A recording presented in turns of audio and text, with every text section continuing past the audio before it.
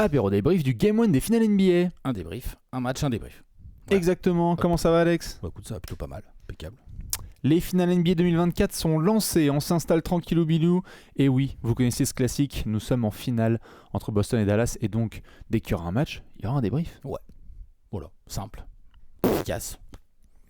Une affaire qui roule. Enfin, qui roule, surtout pour les Celtics. Eh oui, on va en parler en détail. Vous étiez nombreux à regarder ce Game 1 remporté par Boston 107-89 dans la soirée de jeudi à vendredi. On était ensemble avec plein de copains et copines ce mardi pour le premier apéro collector. D'ailleurs, merci à toutes celles et ceux qui ont envoyé des jolis commentaires. Ouais, c'était très sympa comme expérience. Ça m'a permis de chambrer les fans des Celtics qui voyaient leur équipe gagner de 18. Eh ben ils ont gagné de 18, dis donc, ils connaissent bien, hein. Il y avait de l'expert. Il y avait de l'expertise, évidemment, plein de choses à devoir débriefer. On sera donc ensemble, je sais que vous êtes nombreux aussi à poser des questions, on en parlait avec Simon aussi l'autre jour. Est-ce qu'il y aura du match commenté des finales ? On verra en fonction de l'évolution de cette série.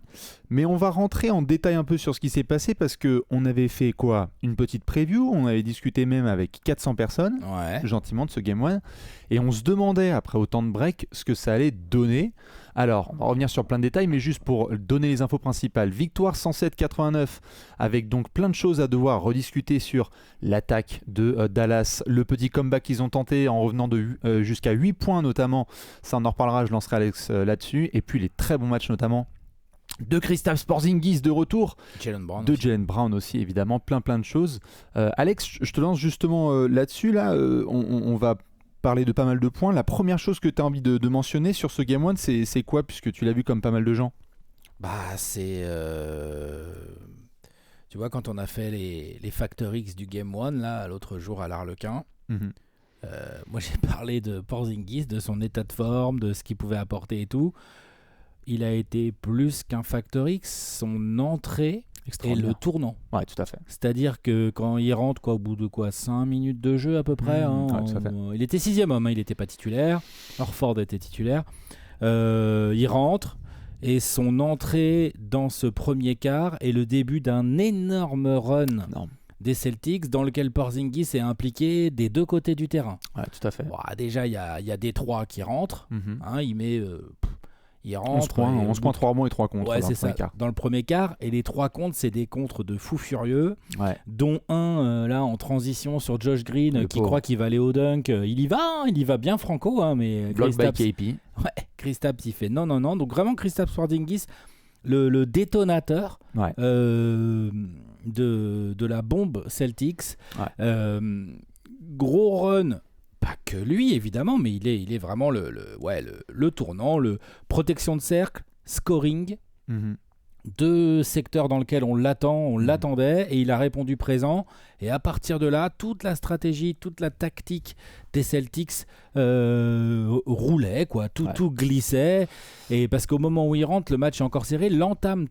Toute entame de match des Mavs n'est pas dégueu du tout. Il y a égal à moitié du... Ils ont même eu un peu d'avance à un moment de 3-4 points, un truc comme ça. Et par contre derrière il y a un run de fou furieux, il y a plus 17 à la fin du premier quart, 37 à 20 c'est ça, plus 17 et puis ça monte jusqu'à plus 28 ou 29 dans le courant du deuxième quart, bien sûr. Donc voilà, premier truc moi qui me vient, Porzingis, vrai gros Factor X, tournant de ce match.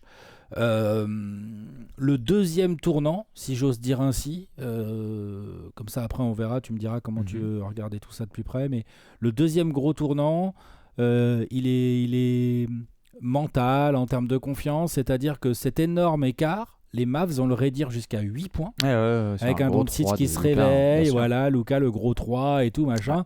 Là, on était limite en train de se dire attention, c'est quoi ce comeback de fou malade là ? Ça l'ambiance au TD. Le TD Garden, c'était devenu une cathédrale, alors qu'il n'y a pas longtemps avant, c'était un chaudron. C'était Hellfest, tout simplement. C'était un chaudron. Et ben non, ça revient à 8 derrière les Celtics.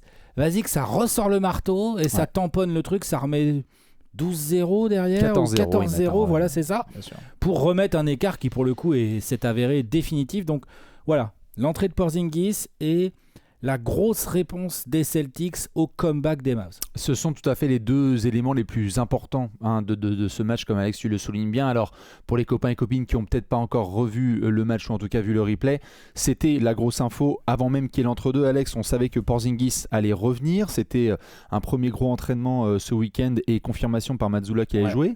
Et pourtant, moi j'étais là comme pas mal de gens vers 1h, 1h30 du mat en attendant les titulaires.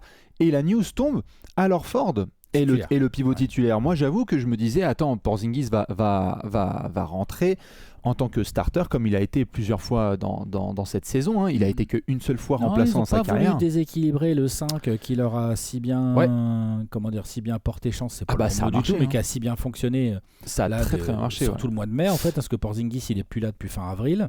C'est ça, c'est qu'en effet, comme tu le soulignes bien, tu as cette dynamique de Boston qui fonctionne bien. Bravo Joe Mazzulla, dont on va reparler plusieurs fois dans ce match parce qu'il a été aussi pas mal acclamé pour certains de ses choix. C'est vrai. Porzingis sorti de banc, énorme impact.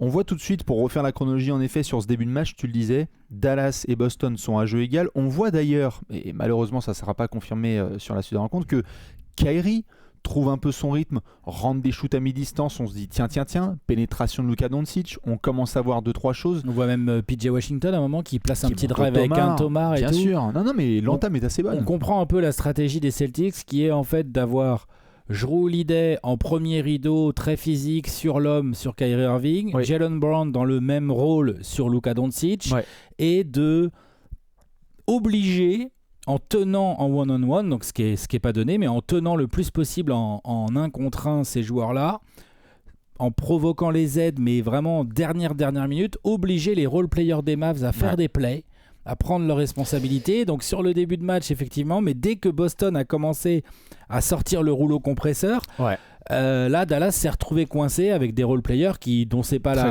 c'est pas la fonction première. Non, tu peux pas demander forcément à PJ Washington de créer et tout comme ça. Il va te le faire une fois ou deux, mais bon, c'est pas son point fort, on va dire. Et d'ailleurs, tout à fait, on en parlait sur scène à l'Arlequin ce mardi. Il y avait cette interrogation et dès le début de match sur Derrick Jones Jr. qui rentre un 3 points, donc on se dit tiens. On va voir, t'en parlais aussi, le côté Derrick Jones Jr. à 3 points. Ça, c'est pas bon pour les Celtics. Tout à fait, mais il le rend de son premier shoot. Et donc, moi, je me dis, tiens, on va voir ce que ça va donner. Parce que ça veut dire que les Mavs, dans leur meilleure version, inclut tout le monde. Tu as un petit peu tout le monde qui réussit à scorer. C'est un des gros problèmes des Mavs sur ce match, la circulation de balles. Et tout à fait. Et donc, quand je vois Derrick Jones rentrer son 3 points, je me dis, c'est peut-être une soirée où la réussite aussi à distance va être à l'avantage de Dallas. Malheureusement, non. Pas du tout. Ils vont finir la rencontre 7 sur 27. À 7 sur 27 à 3 points, donc 26% de réussite. Plus 17 à la fin de ce premier quart-temps. Plus 21 à la mi-temps. Plus 21 à la mi-temps, c'est monté jusqu'à plus 29. Il y a 58 à 29. C'est vrai que c'est un petit run de fin de deuxième quart qui permet à Dallas de n'être qu'à 21. Tout à fait. Et bien sûr. Et d'ailleurs, à la mi-temps, quand on regarde les chiffres bruts, on voit Luka Doncic à 17 points. Il a trouvé certains de ses spots pour scorer, notamment en étant défendu principalement par Jaylen Brown, même s'il y a eu des switches. Principalement premier rideau, après ils ont fait des switches et tout, mais premier rideau vraiment. Aussi. Jaylen Brown, il a fait un vrai énorme travail en premier rideau sur Luka Doncic. Tout à fait, on a vu différentes couvertures de Joe Mazzulla hyper intéressantes, notamment de faire des tests, comme par exemple, les minutes de Sam Hauser, elles sont bonnes, alors que c'était pourtant un pari qui pouvait être un peu seul sur une île déserte face à Luka. Des switches face à Porzingis qui se terminent plutôt bien pour le laiton.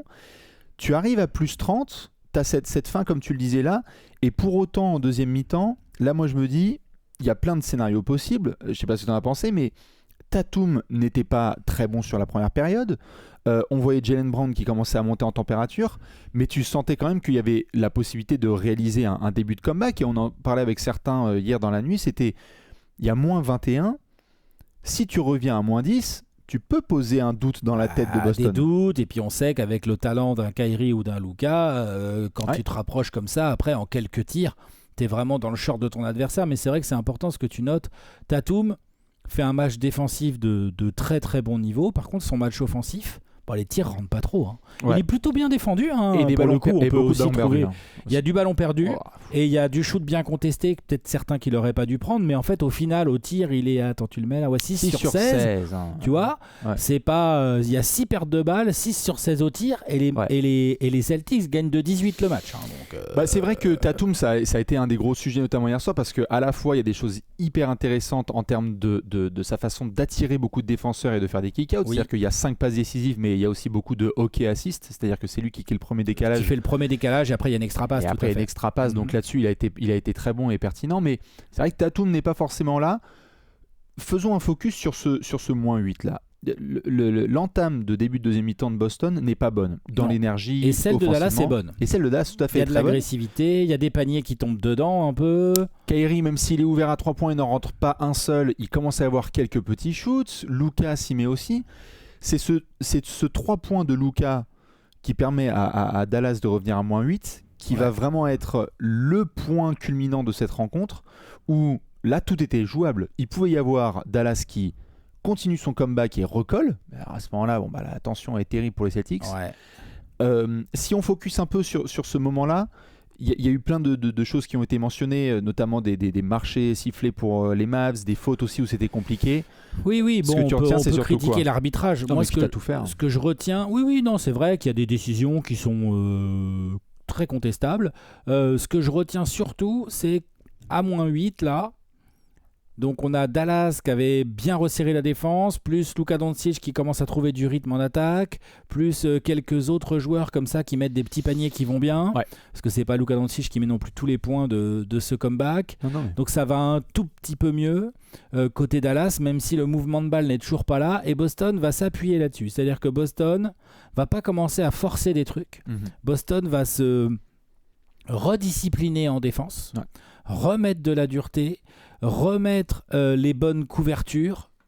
Les joueurs importants, je vois Holiday, Jaylen Brown notamment, du Derrick White ou du Tatum qui se sont retrouvés pas mal sur les switches, vont remettre de la grosse intensité défensive et ça a eu pour effet d'abord dans un premier temps générer des stops pour les Celtics et de stop en stop, ils ont fini par recommencer à mettre des paniers et là Dallas a explosé, si j'ose dire, définitivement. Bien sûr, de toute façon regardez-le, c'est juste là-haut, c'est rarissime, notez-le, Dallas qui finit un match à moins de 90 points, pas un seul carton en mettant minimum 25 points, c'est terrible, 20, 22, 24 et 23, c'est vrai que là-dessus ça a été hyper compliqué. Et leur deuxième mi-temps est pas si mauvaise aux Mavs, mais c'est vrai que le contexte est quand même différent parce que les Celtics ont eu énormément d'avance et ont raté leur troisième quart, mais je crois que numériquement... Non, il y a égal sur le troisième quart. Il y a 24-23 Dallas et il y a 23-21 Dallas. Dallas, numériquement, gagne la deuxième mi-temps. En fait, 3 points, mais je sais que c'est faussé. Attention, c'est pas ce que je veux dire. C'est évidemment faussé. Mais ça doit leur donner des idées de choses à faire pour la suite. Tout à fait. Il y a le garbage time, évidemment, à prendre en considération. Garbage time, et puis attends, il y a le run derrière. Après, ça joue moins dur côté Celtics, vu que tu te remets à plus 20. Non, totalement. On sait que c'est un peu fini à ce moment-là. Bien sûr. Dans les éléments aussi qui dépassent la feuille, parce que vous pouvez retrouver évidemment la feuille de stats et avoir tout ça en détail.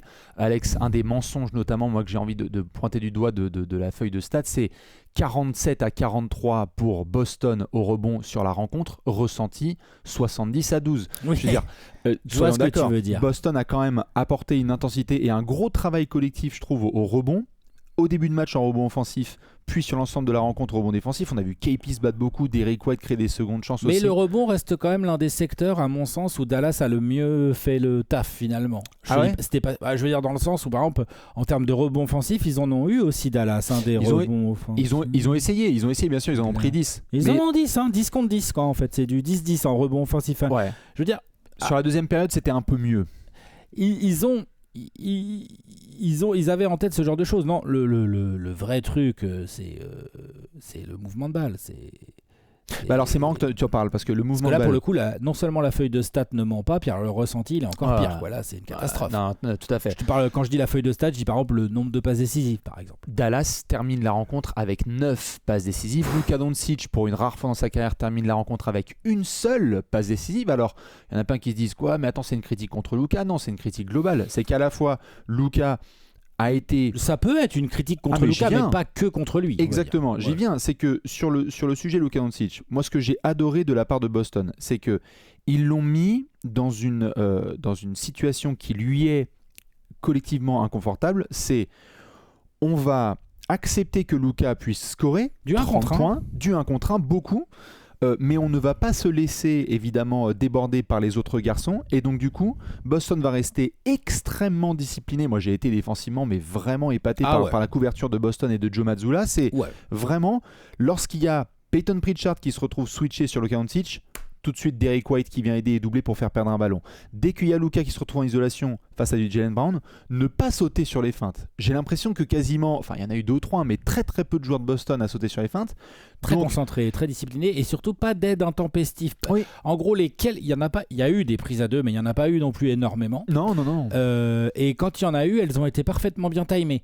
C'est ça que j'ai vachement aimé tout à fait avec Boston. Ils ont défensivement fait le match parfait. Alors Ford, formidable, on l'a pas encore trop mentionné, sur des switches défensifs, notamment sur Luka et contre un tir à 3 points. Et de l'autre côté, tu parlais de mouvement de balle, c'est intéressant parce qu'il y a à côté Dallas ce truc qu'on pointe avec 9 passes décisives seulement. Quand Boston se fait rattraper, on retrouve un petit peu trop d'isolation et ce manque de drive and kick qui fait que Boston mène de 30 points. Lorsqu'ils reprennent ça, ils sont quasiment injouables, parce que Brown et Tatum, pénétration, ça ressort, c'est là que c'est remonté à plus 20. C'est là que c'est remonté, parce que c'était aussi couplé à un retour des stops. Et donc vraiment très bon premier match des Celtics. Ils sont sérieux, ils sont là. Ils n'ont pas l'intention de laisser filer ces finales. Premier match à la maison, ils le gagnent en favoris qu'ils sont. Ils mettent la manière, et surtout il y a pas mal de... Il y a pas mal de mots de crâne côté Mavericks, parce qu'on peut dire, par exemple, Kyrie a vraiment été crade, donc les Mavericks, on espère pour Dallas, vont pouvoir compter sur un Kyrie Irving plus efficace, plus incisif en attaque.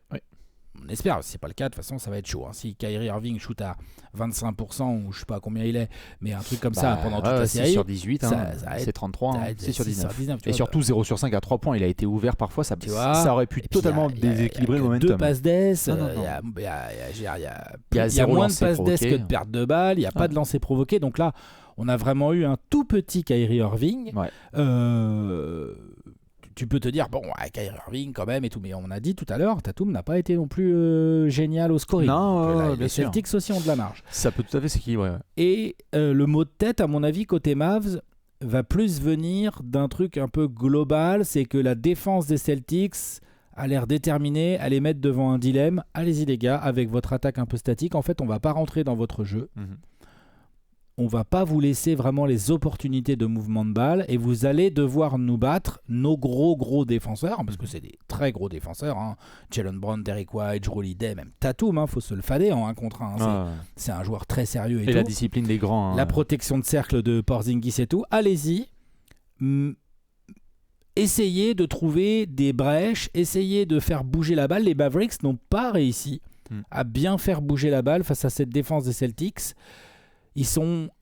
Luka s'est un peu trop enfermé dans de l'isolation. Et il devait, parce qu'il y a un moment où ça ne scorait plus du tout pour Dallas. Donc, Il devait, et en même temps, c'est une leçon à retenir pour les Mavs, c'est que dès le début du match, ils vont avoir besoin que le ballon circule mieux pour poser plus de problèmes.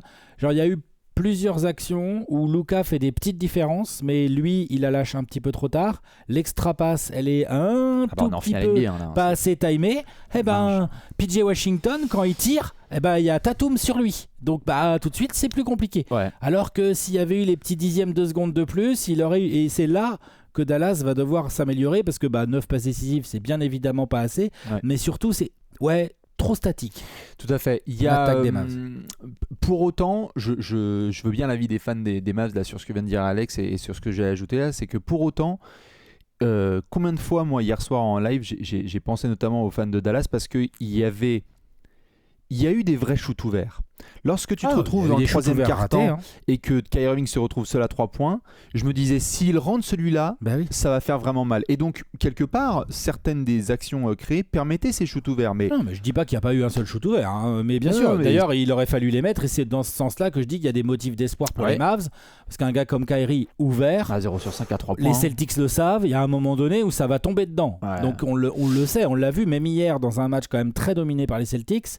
Les Mavs ont eu un moment donné donner une fenêtre de tir, un gros comeback pour faire quelque chose. Et toute la force justement de Boston en face, Luka Doncic en a bien parlé en conférence de presse, ça a été un des premiers aspects du match qu'il a pointé du doigt, et on va voir les ajustements sur le Game 2, c'est que chez toi ça rentre pas, en face tu as une équipe avec des shooters extraordinaires. Boston est devenue la première équipe dans l'histoire des finales NBA à avoir 7 joueurs différents qui mettent 2 tirs à 3 points. Je vous montre juste les chiffres là. 3 sur 7 pour Tatum, 2 sur 5 pour Horford, 2 sur 5 pour Holiday, 3 sur 8 pour White, 2 sur 6 pour Brown, 2 sur 2 pour Hauser, 2 sur 4 pour Porzingis. Il n'y a que Pritchard en fait à 0 sur 5 qui n'a pas mis une bille dans l'océan. Oui, Pritchard il n'était pas dedans, c'était dur. Mais quand tu te fais autant punir par différents joueurs, du coup ça devient atroce parce que tu te dis sur qui je dois vraiment fermer. Boston a réalisé un match vraiment à la Celtics à la hauteur de cette équipe numéro 1 de l'Est et de la NBA cette saison. C'est un peu une de leurs marques de fabrique cette année, c'est que même si ton ou tes leaders ne sont pas forcément complètement dedans au tir, il y en a quand même suffisamment de bons shooters autour pour que ça tombe dedans et pour punir ce que la défense adverse te laisse. Ouais, tout à fait. Et donc Luka en parlait en conférence de presse, là je le mentionnais à l'instant, on doit ralentir les shoots à 3 points de Boston, voir comment fonctionner là-dessus, parce que il y a eu en effet il y a eu un sentiment de retard. C'est-à-dire que côté Boston, moi j'ai adoré certains moments où, comme tu le précisais bien, si Derrick Jones Jr. a la balle, on va accepter que ce soit un playmaker et donc on va reculer pour éviter que les Kyrie passent en backdoor et que Luka en profite pour provoquer des lancers. Quitte à ce qu'il shoot et puis on verra bien s'il les met. Et bravo en effet si t'as rentré tes tirs. Là où j'allais t'interroger, c'est le choix qui est fait de Mazzulla d'avoir Porzingis en sortie de banc, qui peut sembler être une anecdote comme ça, un petit astérisque quoi, a eu notamment un impact énorme, c'est que les playoffs du rookie Dereck Lively ont été exceptionnels jusqu'ici.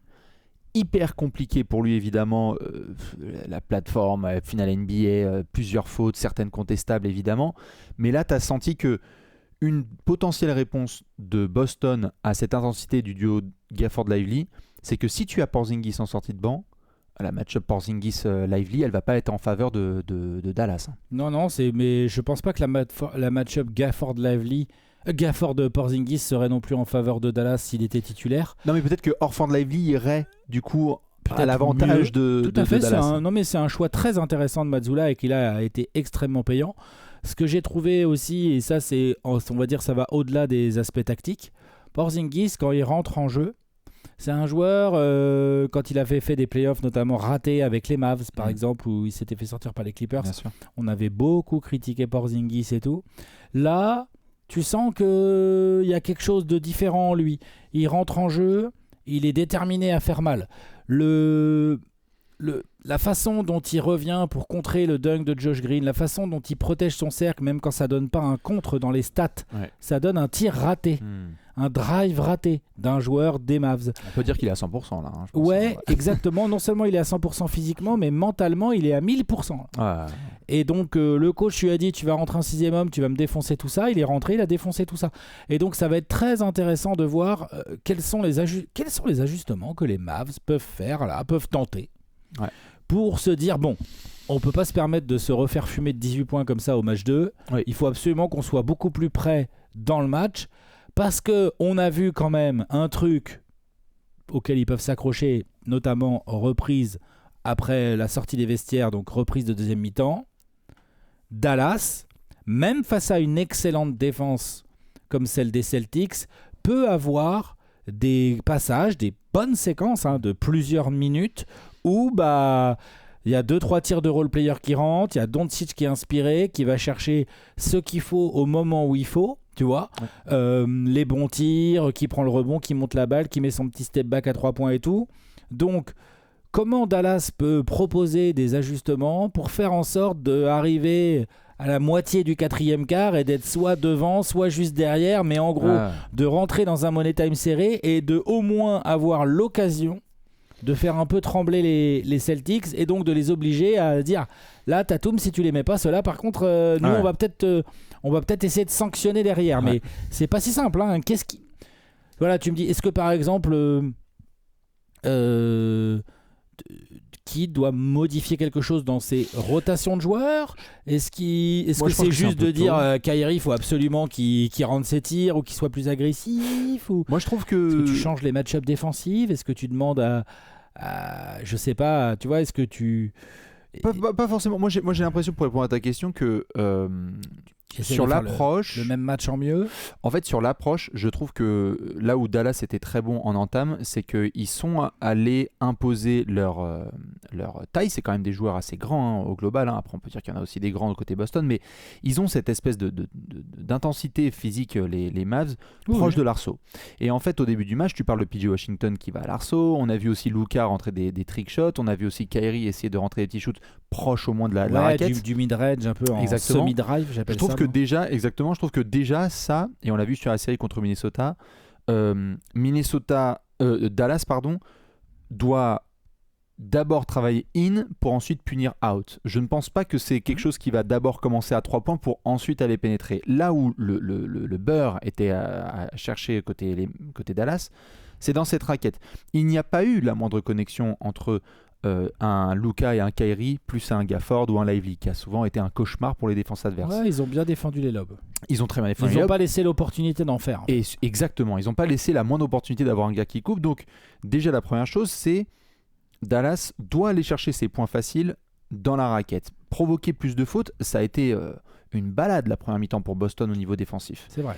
Donc j'irai chercher vraiment à l'intérieur, parce qu'en plus il y a à la fois un ressenti, mais les statistiques ne mentent pas. C'est-à-dire que comme tu disais là, on peut regarder les rebonds et se dire que c'est à peu près à égal. Putain, à la mi-temps, c'est tout est x2 quoi. C'est-à-dire que je crois que Dallas a 12 rebonds à la mi-temps et Boston en a 24. Enfin, je veux dire, c'est énorme. Ah non, mais bien sûr. C'était énorme. Et donc, du coup, je crois que tu dois avoir la 13 pour Dallas et 24 pour Boston. Ouais. Putain, 24 à 13 au rebond, mon gars. Ils se sont fait martyriser. Et donc, du coup, je pense que Dallas ne doit pas forcément changer tant de match-up que ça. C'est un game 2 et ils doivent aller chercher leur point intérieur. Et après, désolé, mais oui, le reality check, c'est que certes, on a dit oh là là, qu'est-ce que Dallas a fait face à la défense numéro 1 de toute la NBA en Minnesota. Statistiquement, c'était les Wolves. Boston est en train de montrer, là sur on le Game 1, parlé dans la preview, que défensivement, c'est une des toutes meilleures défenses récentes. Donc, si tu fais certains stops défensifs, je pense que Dallas doit aussi être plus pertinente dans ses transitions. C'est-à-dire que moi j'ai l'impression, on parlait de tempo, c'était une de mes clés sur le Game 1. Le tempo, il était très clairement à l'avantage de Boston. Ouais, complètement. Ils peuvent pas les laisser jouer à cette vitesse-là, à leur rythme en attaque, et de l'autre côté, eux, jouer comme ça vraiment du demi-terrain, et donc jouer une défense en place à chaque fois. Toi, tu changerais quelque chose ? Un vrai plan tactique. Tu changerais quelque chose, c'est-à-dire justement, Game 2, là, moi je parle de tempo côté Mavs et secteur intérieur. Tu changerais une rotation ? C'est sûr, j'essaierais de push un peu plus la balle côté Mavs, quitte à ce qu'il y ait du déchet de temps en temps énervant, mais au moins ça provoquerait peut-être un petit peu plus de tirs ouverts. Après, on est en finale NBA, tu as parlé de Kyrie qui a raté des tirs ouverts, et ça c'est pas possible, il peut pas se permettre, donc c'est aussi à chaque joueur de se remettre en question. Ouais. Autre chose que je ferais, et c'est sûr que Kidd va essayer, c'est sûr, modifier, en gros Dallas joue beaucoup le pick and roll avec un ou deux screeners, un et des fois le deuxième de suite. Modifier un peu ces propositions offensives là, parce que là ils sont trop, ça se voit, Boston a bien préparé son truc, ils sont au courant, ils savent ce qui va se passer, les joueurs ils savent lequel doit y aller, à quel moment et tout. En plus on a des joueurs qui luttent très très bien à travers les écrans, Jrue Holiday et James et Jaylen Brown, c'est très fort pour jouer à ce jeu là. Alors Ford c'est bien, mais les deux extérieurs là c'est très fort, et quand ça switch, tu peux avoir de temps en temps du Al Horford qui pourrait sur le papier paraître un peu plus exploitable, mais là il l'a pas été. Mais tu as aussi souvent ça switch, mais en fait y a Tatum derrière le switch, donc qu'est-ce que tu gagnes vraiment à attaquer t'attaques plus sur Brown, t'attaques sur Tatum, tu vois, on peut pas dire que t'es gagné tant que ça. Donc il y a une réflexion de trouver des propositions d'écran ou de dérivés de pick and roll du côté de Dallas qui au moins mettent un tout petit peu plus à mal le positionnement tactique des Celtics. Ouais. Ça par contre tu peux tenter des trucs dès le Game 2. Ah, bien sûr, bien sûr. Dès le Game 2 tu peux avoir des nouveaux systèmes. Tout à fait. Et d'ailleurs, moi je le tweetais hier soir et on le répète évidemment ici.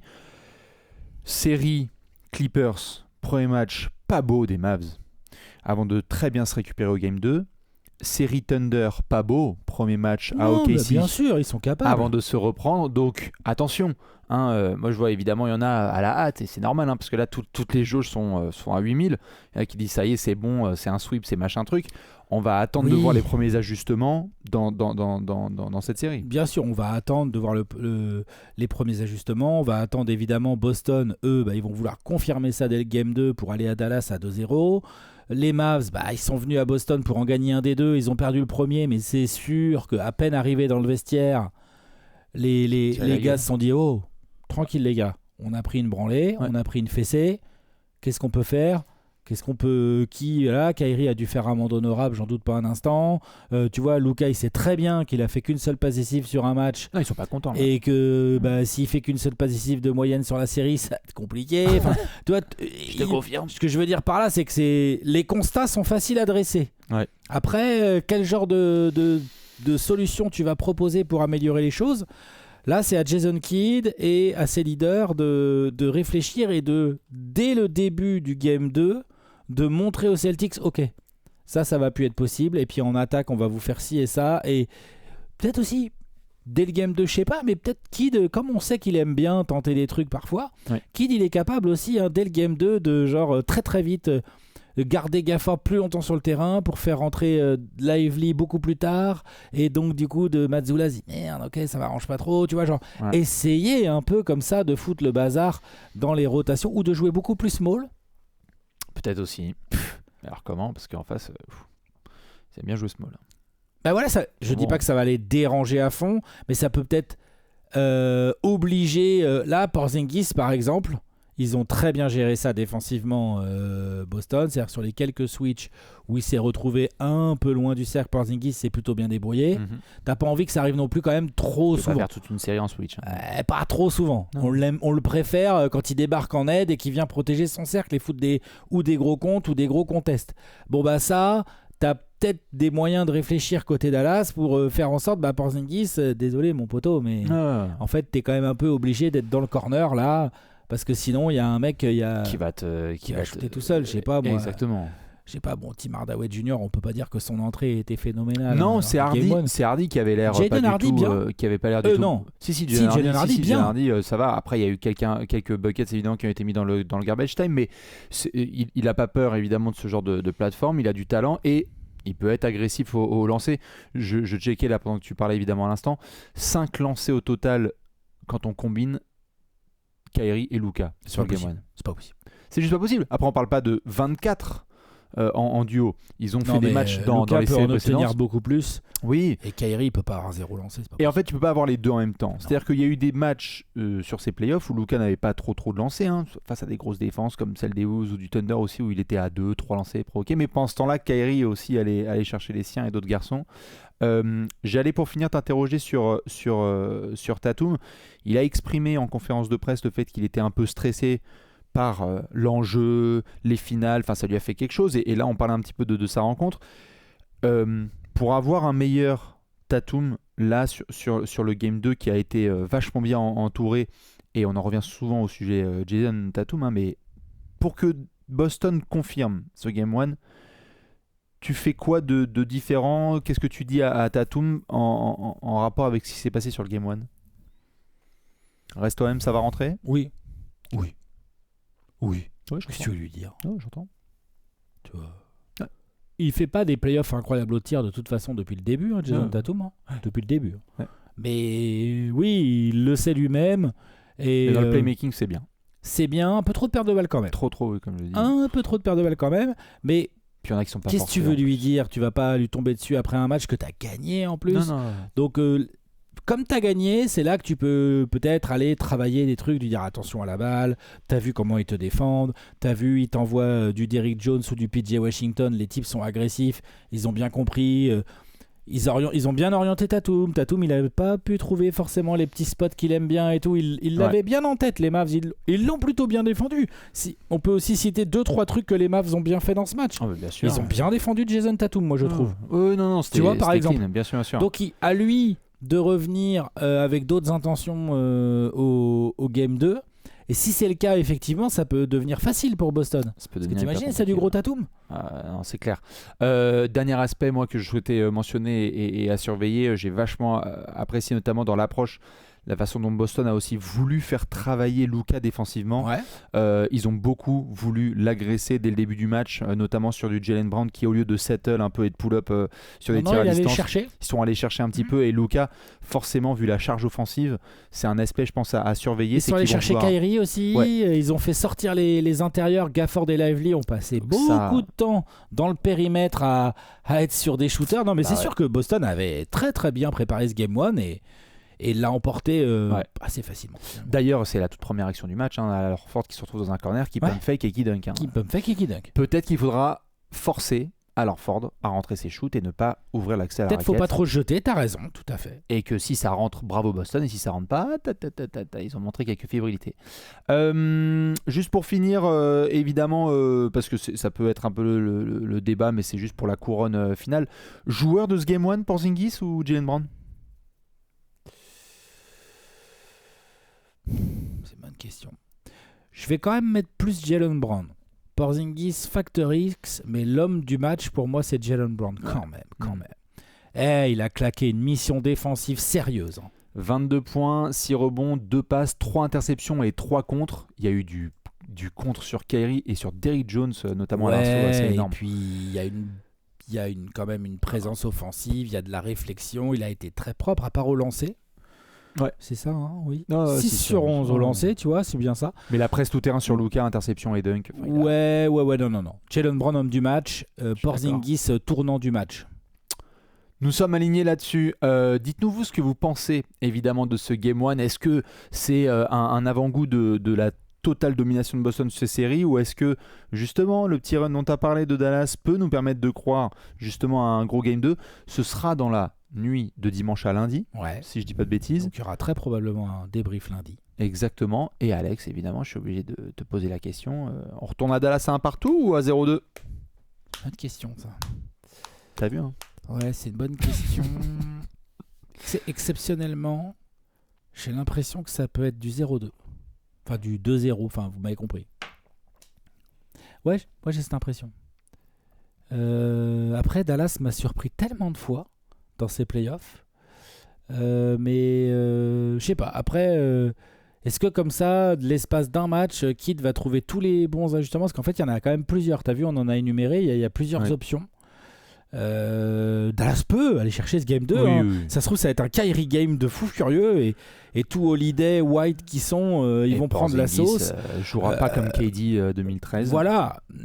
Et j'ai quand même envie de dire que là, Boston a montré quelque chose de très intéressant défensivement et t'es pas à l'abri d'un Tatum à 30 points. Hein. Ouais. 2-0 pour moi. Je demande une seule chose, c'est que le match soit serré. Parce que là, on a vraiment eu une démonstration là, de Boston sur ce Game 1 et Dallas a tenté un comeback, mais ensuite s'est repris des vagues. Ça m'emmerderait pour les Mavs qu'il y ait 2-0 type finale 2016, c'est-à-dire, bon après ça leur porterait chance, mais où Golden State avait déboulonné les cases pour démarrer la série et on se demandait ce qui allait se passer par la suite. J'aimerais que ce soit serré, parce que lorsque on va rentrer à Dallas, il faut que tu trouves un template de comment gagner dans cette série. J'ai pas l'impression... Bah là, ils ont très peu. Ils ont vraiment le début du troisième quart pour se baser dessus. Ouais. Quoi.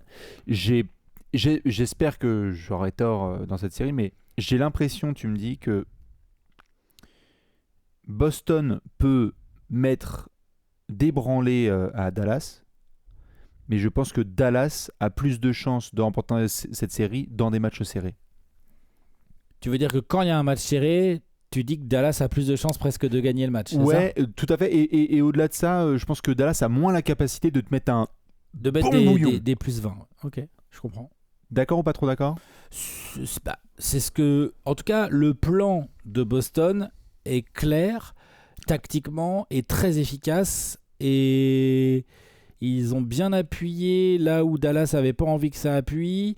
Dallas, finalement, au bout d'un match, a déjà beaucoup de problèmes identifiés.